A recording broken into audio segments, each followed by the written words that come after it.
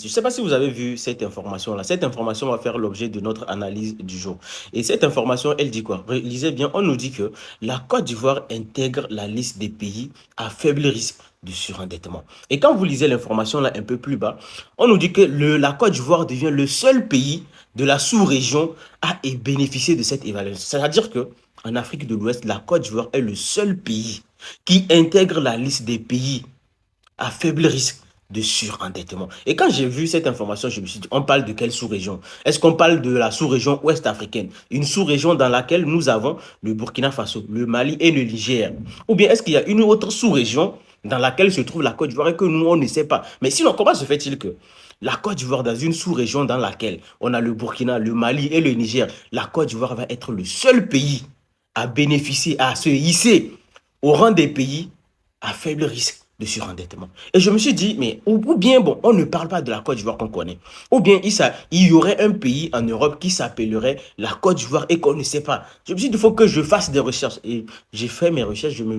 Je finis par me rendre compte qu'il s'agit de la Côte d'Ivoire du président Alassane Ouattara. C'est cette Côte d'Ivoire-là qui a réussi là où les pays de l'AES n'ont pas encore réussi.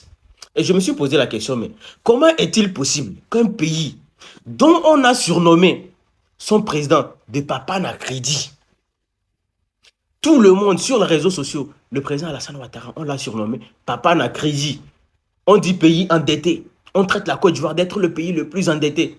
Aujourd'hui, le FMI et la Banque mondiale viennent nous dire que la Côte d'Ivoire est le seul pays en Afrique de l'Ouest qui intègre désormais la liste des pays à faible risque de surendettement. Et l'autre question que je me suis posée, comment se fait-il qu'un pays dont les dirigeants ne sont pas obligés de chanter matin, midi et soir, à bas la France, à bas la France. Comment se fait-il qu'un pays dont on nous a dit ici que la Côte d'Ivoire était dirigée par la France, d'autres ont qualifié la Côte d'Ivoire d'être une sous-préfecture de la France, on nous a dit que c'est la France qui gérait toutes les richesses de la Côte d'Ivoire. Comment se fait-il que ce pays-là aujourd'hui va intégrer cette classe de pays dont on dit c'est le seul de la sous-région en fait? Comment la Côte d'Ivoire a réussi cette prouesse-là?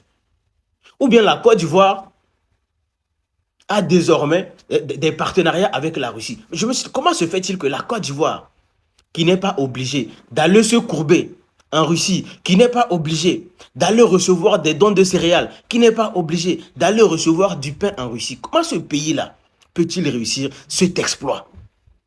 Comment un pays qu'on nous dit qu'il n'est pas souverain, un pays qui n'est pas souverain, comment ce pays peut-il réussir là où les autres n'ont pas réussi?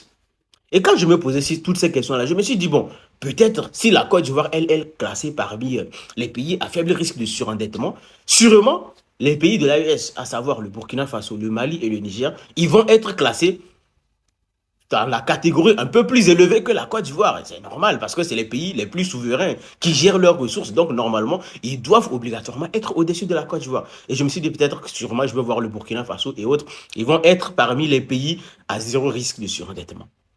Et quand je vais pour voir le Burkina Faso, d'abord j'ai cherché à voir la classification du Burkina Faso. Le Burkina Faso, il reste toujours dans sa classification de pays à risque modéré de surendettement. Et surtout sur la place du Burkina Faso, ça je n'ai pas compris. Parce que le Burkina Faso, on nous a dit ici, le pays, on a même surnommé le Burkina Faso du pays de fonds propres. Tout est fait sur fonds propres au Burkina Faso. Et il n'y a pas longtemps, je ne sais pas si vous vous rappelez, on nous a dit ici que le Burkina Faso avait épongé toute sa dette extérieure. On nous avait dit que le Burkina Faso n'avait plus de dette à l'extérieur. Alors, comment se fait-il qu'un pays qui a épongé toute sa dette à l'extérieur, ce pays-là reste toujours dans la même classification qu'il était depuis des années? Comment se fait-il que le Burkina Faso, si vraiment le Burkina Faso a payé toute sa dette extérieure, normalement, le Burkina Faso devrait pouvoir rejoindre au minimum la même classe que la Côte d'Ivoire. Mais vous comprenez que même jusqu'aujourd'hui, le Burkina Faso et la Côte d'Ivoire, sur le plan économique, ne jouent pas dans la même cour. Les deux pays ne jouent pas dans la même cour. Et je me suis dit, je vais aller voir le Mali et le Niger. Eux-mêmes, ce n'était même pas la peine. Ce n'était même pas la peine. Parce que le Mali et le Niger restent toujours là où ils ont toujours été, des pays à risque élevé de surendettement. Ces pays n'ont pas bougé. Le Mali et le Niger, ce sont des pays qui restent dans la classification des pays à risque élevé de surendettement. Donc, en conclusion, les trois pays de l'AES, là, ces pays sont dans des catégories de risque élevé de surendettement. Mais je me dis, c'est quoi cette contrainte? Ça, je n'ai pas compris. Parce que c'est la France, apparemment, qui pillait les ressources de ces pays-là. C'est la France qui ruinait ces pays-là. Et pour normalement, depuis le départ de la France, on s'attendait à ce que, d'après les nouvelles classifications, là, au moins que ces pays-là sortent de la zone des pays à risque élevé de surendettement. Mais comment se fait-il que ces pays-là restent encore dans la zone à risque très élevé de surendettement? Comment est-ce possible? Et c'est là que finalement, quand vous analysez tout ça, vous finissez par comprendre que ce ne sont pas les bruits qui dirigent un pays. Ce ne sont pas les slogans qui développent un pays. Ce ne sont pas les slogans, les abat la France, les quoi la Russie. C'est pas ça c'est pas ça qui renfloue les caisses d'un État. Chasser la France, chasser l'armée française, chasser ci, chasser tel. C'est pas ça qui va renflouer les caisses d'un État. Accuser tel, traiter la Côte d'Ivoire de tous les noms. C'est pas ça non plus qui va diminuer les recettes de l'État ivoirien. Vous allez insulter la Côte d'Ivoire, dire tout ce que vous voulez de la Côte d'Ivoire. Mais les recettes que la Côte d'Ivoire gagne, ces recettes vont continuer. Et les recettes que la Côte d'Ivoire gagne, ces recettes-là n'iront pas, vous, dans vos caisses. Normalement, à travers cette classification-là, beaucoup de personnes devraient réfléchir. Et depuis que cette classification-là est sortie, je m'attendais au moins à voir une vidéo d'un seul panafricaniste féliciter la Côte d'Ivoire. Mais je n'ai pas vu de vidéo d'un panafricaniste. Alors, quand on voit tout ça, on se rend compte que vous n'êtes pas de vrais panafricanistes. Parce que pour un vrai panafricaniste, cette réussite-là de la Côte d'Ivoire, un vrai panafricaniste devrait reconnaître et féliciter la Côte d'Ivoire. Parce que la Côte d'Ivoire se classe parmi les rares pays africains à atteindre cette catégorie-là. Peu importe ce dont on a traité la Côte d'Ivoire, peu importe ce dont on dit de la Côte d'Ivoire, le président Alassane Ouattara et son gouvernement, ils sont en train de nous montrer que c'est comme ça qu'on dirige un pays. On ne dirige pas un pays avec le bruit. Un vrai dirigeant responsable dirige un pays avec le calme, le silence, comme le fait le président Alassane Ouattara. Et je pense que normalement, ça c'est une leçon donnée dans le silence aux pays qui pensent que c'est le bruit, c'est le populisme, c'est crier, c'est dire c'est tel le responsable. Est-ce que vous avez une fois vu les dirigeants ivoiriens faire une sortie pour accuser tel ou tel pays d'être responsable de ce qui les arrive? Regardez toutes les réalisations du président Alassane Ouattara. Tout ce que le président Alassane Ouattara a fait depuis les 15 ans qu'il est au pouvoir. Malgré tout, il est arrivé à sortir la Côte d'Ivoire et placer la Côte d'Ivoire dans la catégorie des pays à faible risque de surendettement. Regardez le Bénin à côté. Les réalisations du président Patrice Talon. Ce que Patrice Talon a réalisé pendant ses 2 mandats. Mais le Bénin reste dans la classification des pays à risque modéré.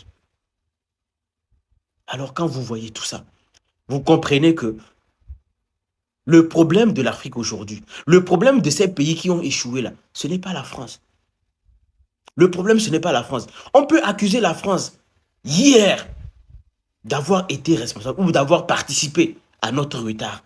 Mais aujourd'hui, là, notre échec d'aujourd'hui, là, on ne peut plus mettre ça sur le dos de la France. C'est pas parce qu'on est nos dirigeants, il y a des dirigeants qui échouent.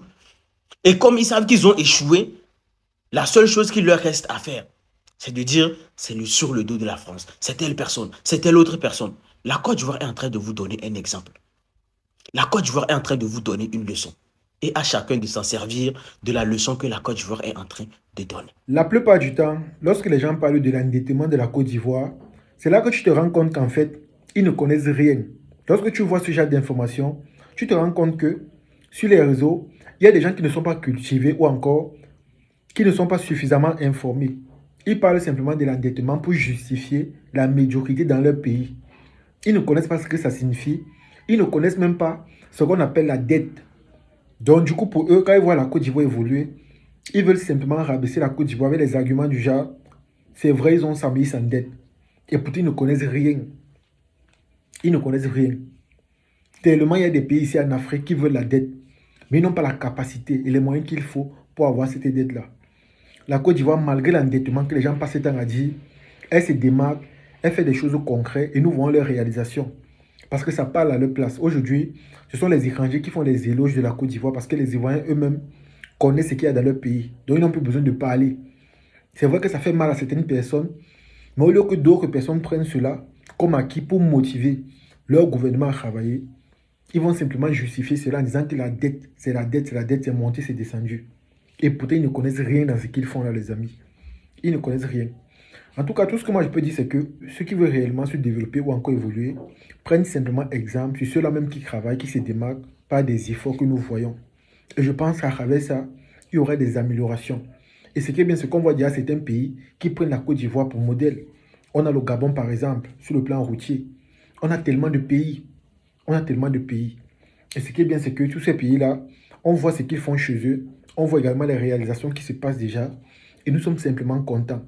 Ceux qui restent derrière, là, qui ne veulent pas se rallier, là-bas, c'est leur problème. Ils seront toujours derrière. En tout cas, c'est ici que se termine la vidéo. Partagez-le au maximum et on se dit à la prochaine. Ciao.